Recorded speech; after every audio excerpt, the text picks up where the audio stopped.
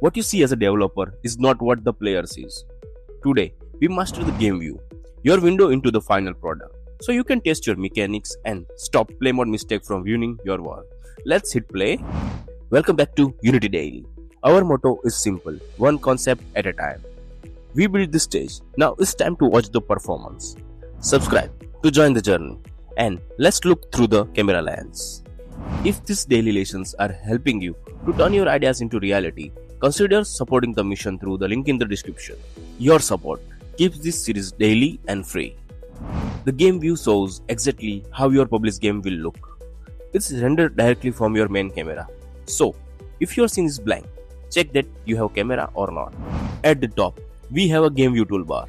The game view toolbar contains items that allow us to customize how the game view is displaying our game. The first one in game view toolbar is view modes feature.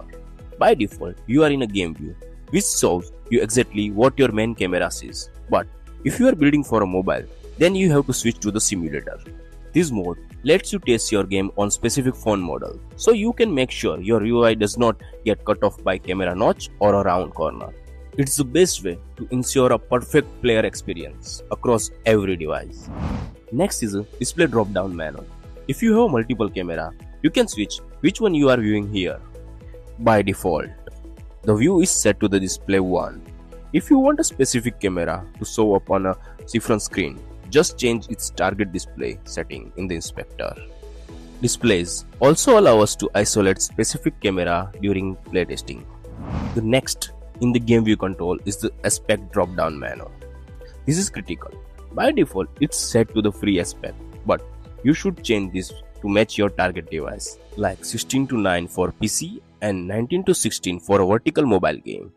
This ensures your UI and menu does not get cut off. We can also add a custom resolution or aspect ratio to the list. To add your own custom resolution or aspect ratio, we can simply click on the plus button, name the custom setting and add the values for either fixed resolution or aspect ratio. The scaler slider lets you zoom in on the game view to check for a pixel errors without changing the camera's actual position. You can also use scroll view to zoom and middle mouse button to move around the window. To test your game, use the play mode buttons in the center of your toolbar.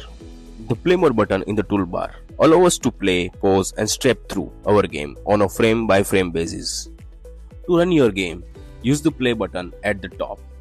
When your game is running, we can freeze everything in place by clicking the pause button. When the game is paused, we can move forward exactly one frame by clicking the step frame. It's a lifesaver for debugging fast-moving objects like bullet or jump animation.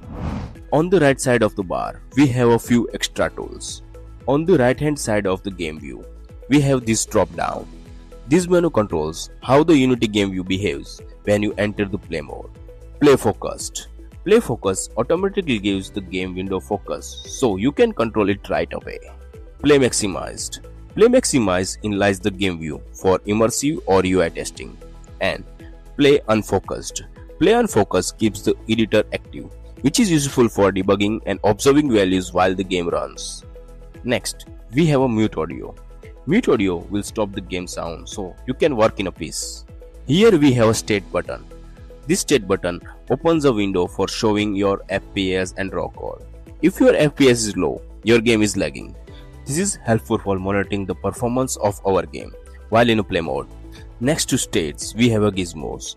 Just like the scene view, you can toggle Gizmos here to see invisible things like triggers or path while you are actually playing. Here is the most important lesson of the day. Unity does not save most changes made during play mode. If you adjust your player speed while the game is running, it will reset when you hit stop.